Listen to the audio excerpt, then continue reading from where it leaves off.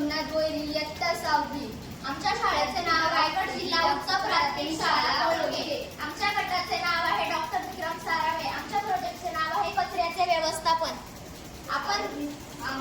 आम्हाला लागलेले साहित्य पुट्टा, ग्लास, पेपर, गाड्या, गम आणि वॉटर कलर इत्यादी।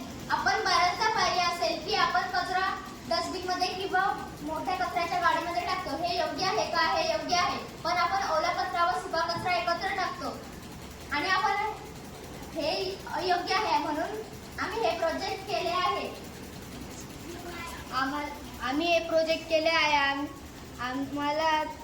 आम्ही 4 डस्टबिन बनवले आहे। सुका कचरा, ओला कचरा, ई कचरा, लोखंड, कचऱ्याची गाडी। ही कचऱ्याची गाडी आहे।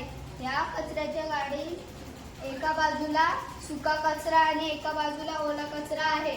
ओला कचरा तो आपण जमिनीत खड्डा करून टाकू शकतो, म्हणजेच की ओल्या भाज्या, फळांची साले, कोथिंबीरची देठे इत्यादी ते आपण त्या खड्ड्यात टाकून त्यावर माती टाकून 1 महिन्यानंतर पाहिले तर त्याचे खत होते।